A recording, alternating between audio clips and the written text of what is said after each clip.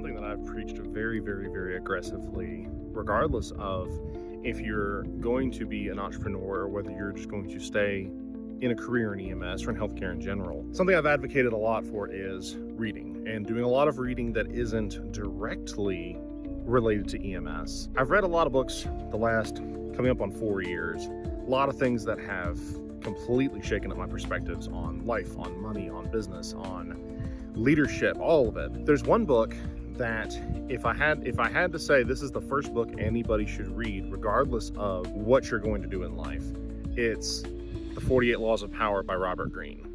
And I know that's a very controversial book because when I first heard about it, it was branded the narcissist's playbook. I think that people that read it through that lens are doing just that. They're looking through a specific lens, a prejudiced lens, because if you actually take the book at first value, all Robert Greene does is use historical examples to show that, right or wrong, here's how the psychology of power works. Like it or not, agree with it or not, do it or not, this is how it plays out. And in the intro to the book, he makes a very interesting statement. If you think of the world like a king's court, we can't escape it. You can't get out of it.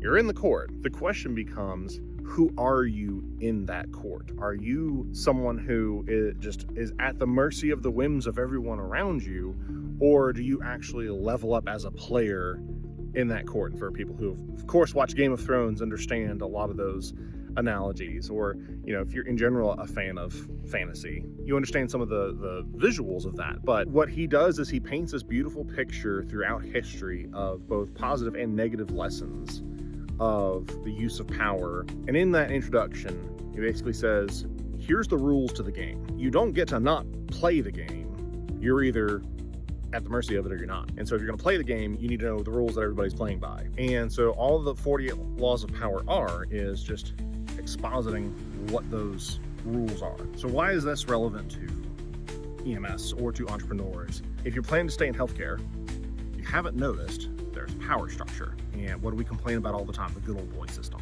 The funny thing is, the more you educate yourself on the psychology of power, you start to see what the power plays are that people in the good old boy system use. And you also can learn not just how to anticipate them, but also how to work against them, use them to your advantage in a positive way.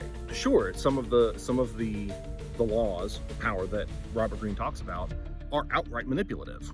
It's saying, hey, if you want to manipulate people in this particular kind of way, here's how you do it, and here's historical examples of how you do it. He's not prescribing it, saying this is what you have to do. This is how this works. When you learn how that works, then you start to understand who your enemies are and how they operate and how you can play the game better than them. Because that's ultimately what it's about. You can't leave the game, you're stuck in it until you die.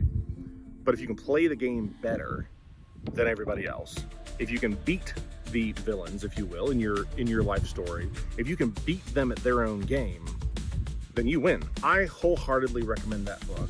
And it's not something that you should just read without discernment, because again, if you're an awful person, you will learn how to be a more awful person. But if you're a good person, you will learn how to use your goodness effectively, how to be able to affect change, because you understand why people are doing what they're doing, why the rich and powerful, why the villains in your story, if you will, why they do what they do. You will understand it. So then you can deal with it more appropriately. So anyway, I've got a series of different books that I want to go over, and I'm not going to do a full book review on them, but more just like a practical, hey, here's why I think you would enjoy this or benefit from this. And I couldn't start this without talking about 48 Laws of Power. It's so good. I'm still reading through it.